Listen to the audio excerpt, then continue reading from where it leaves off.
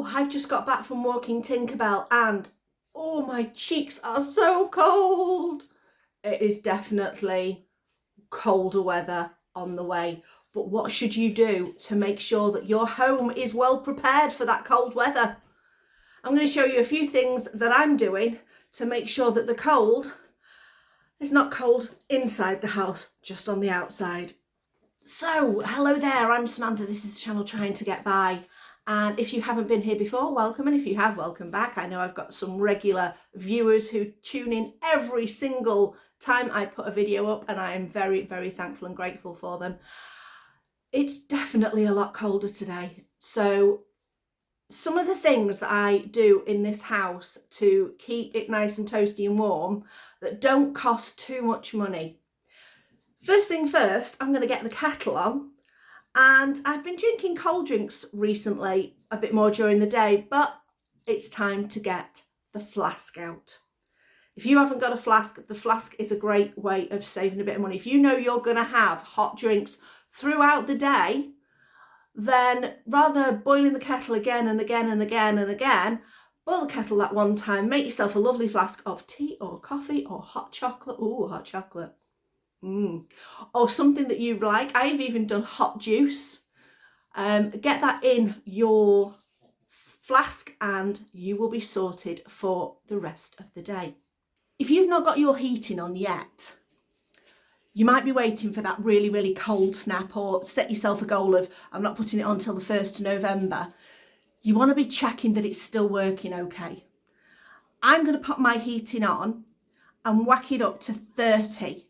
Only for half an hour, and I'm going to go and test all my radiators and make sure that they're all functioning, they're all giving heat from top to bottom.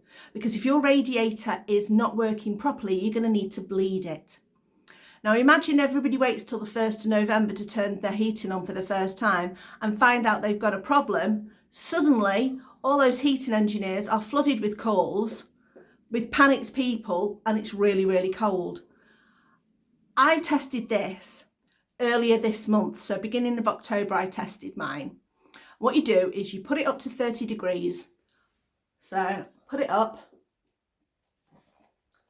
just 30 odd degrees, high as it can go, for half an hour. Let it get nice and toasty warm, and then I'll show you how I'm going to check my radiators. So I've been around the house and I've felt all the radiators, felt them at the bottom, felt them at the top. Now this one doesn't feel as warm at the top. This is the radiator in our smallest bedroom. And I know from past experience that this is the one that always seems to get the air trapped in it. So I'm just going to use my little radiator key.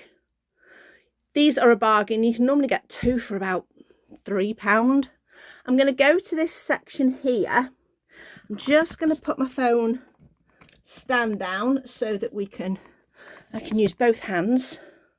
There we go. Let's put it at an angle so you can see. What you do is you just get a cloth underneath, carefully with your key, turn it. Remember, righty-tighty, lefty-loosey. Turn it and you see water will start to come out. If there is air in there, the air will come out first. There's not too much in there, but air will come out first, and you need to wait until you get a nice stream of water coming out of there. Then you know you've pulled that air out and it is nice and clear at the top. The other thing I've done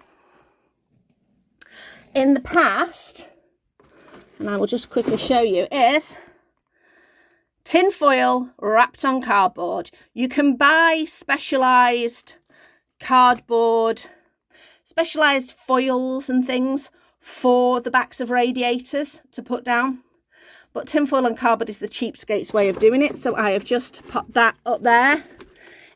If it doesn't stay in place, I have in the past on one of them put a nail just at the very bottom underneath it just to support it, but that helps. Now I've got dusty bits all over the floor. That helps to keep those radiators a little bit warmer, especially as radiators always tend to be on an outside wall. We have had some really wet days, and I'm not a big fan of having the dryer on. Do sometimes, But so we dry a lot of our clothes inside on maidens. We might put them outside if the weather's not too bad, and then whip them inside if it starts to get a bit dodgy.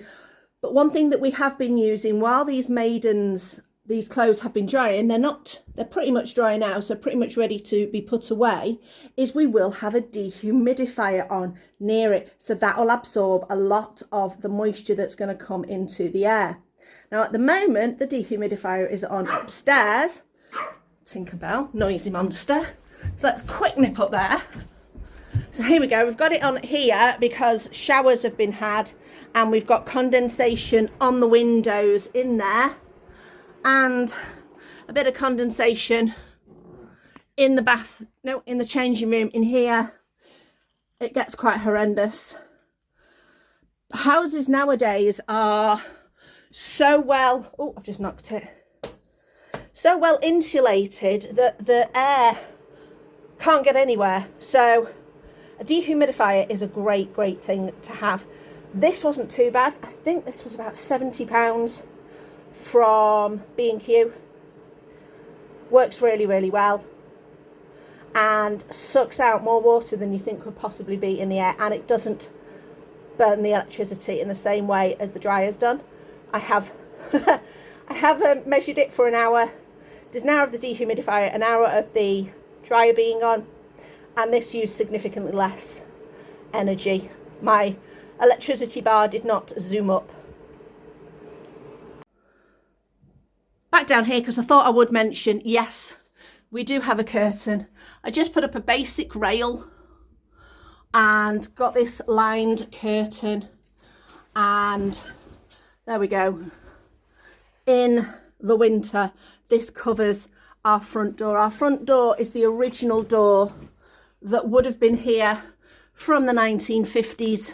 We do have a porch on the front, which does help with some insulation, but that porch has probably been on 30 plus years, so that's losing a little bit of its efficacy. We do need a couple of windows replaced on there when we get the money to get round to doing it. So in the meantime, the curtain is the thing to use. So now it's time to replace the fan with the blanket. So the fan's going. There we go. And I do have a basket of blankets on the stairs all the time, but I find that if I have them in the living room, when I do get a bit cold, I'm more likely to reach for them than go on my phone, and because I have Hive and you can activate your heating on your phone. And if I'm being lazy, I will just sit there and turn the heating on from my phone. So this saves me being a little bit lazy, and I will grab a blanket instead if they are in front of me. It just helps trigger my brain to think, oh yeah, use a blanket instead.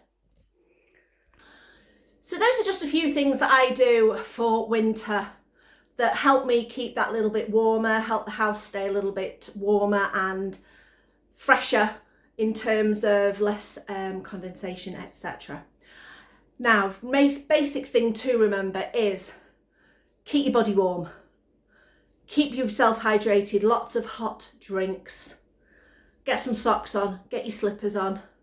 If you need to, put a scarf on. I'm not one for having too much around my neck. I will do a scarf if I have to do, but generally lots of layers. I mean, I've got a t-shirt on, I've got this on, I've got a hoodie on, I've got my socks on, I've got my slippers on, I've got my trousers on, and I'm going to go and sit down and go on the computer now, so a blanket will be going on my lap. I hope you enjoyed this video. Please comment on the things that you do for winter. What do you do to prepare your home, keep yourself nice and warm? Let me know in those comments. Thank you for watching. Please do the liking and the subscribing, and I will see you next time.